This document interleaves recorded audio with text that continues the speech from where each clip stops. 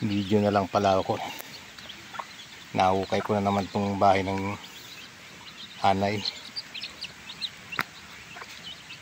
Late na naman ako nakapag video, pero habol pa rin. Eto, happy na naman yung mga sisiw.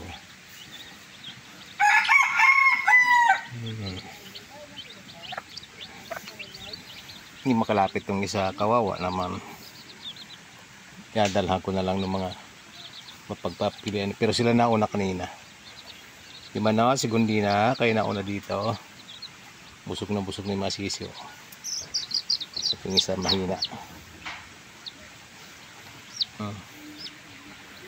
Sige na, doon na kayo. Si Bunso na dito. Ito si Bunso namin. Ngayon ko pa lang tong araw na to pinali sa pagkakatali actually. Nakaswerte kagad ng santambak na anay. Pumapasok pa doon. Para yung dating na videoan ko eh. Dito rito sa may tapat na to eh. Isang bahay ng anay. Kaya happy mga sisiw. O, diba no? Bunso. Ayun si Bunso. 7 ang sisiw. Bunso na ubod ng tapang.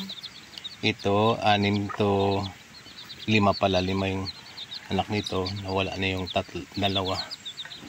At yung isa na naman doon eh yun.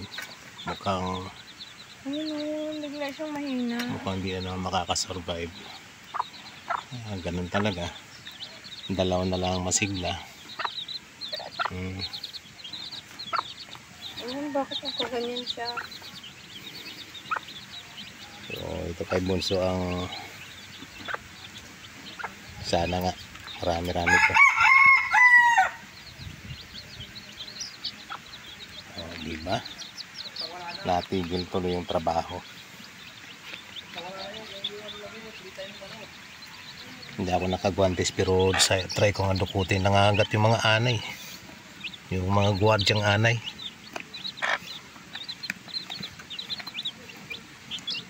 Anong gwardyang anay ga yung malalaki?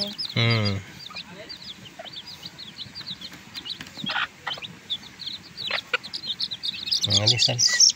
Sorry.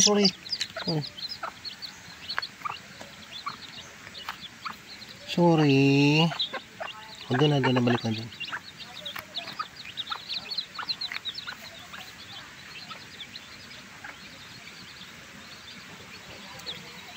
Non-stop katuto ka.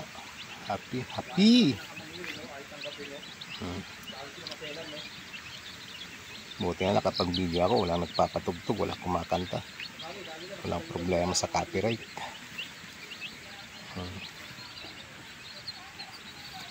Uwi na doon si Gundina. Ano pangalan? Si Gundina. Sigundina. Segunda sa Bunso eh. Ay, puti. Sigundina. Pag nakasurvive yun, ano pangalan? Ewan ko. Survivor. Ako po ang nanay ng mga yan. Okay, tigil ko na. At least meron na ulit souvenir. Okay. Para makita na rin tong ginagawa na naman na pag landscaping. Ito yung development. Natigil saglit dahil sa nag-adventure yung mga nag-fiesta yung mga sisiw. Okay, yan na muna.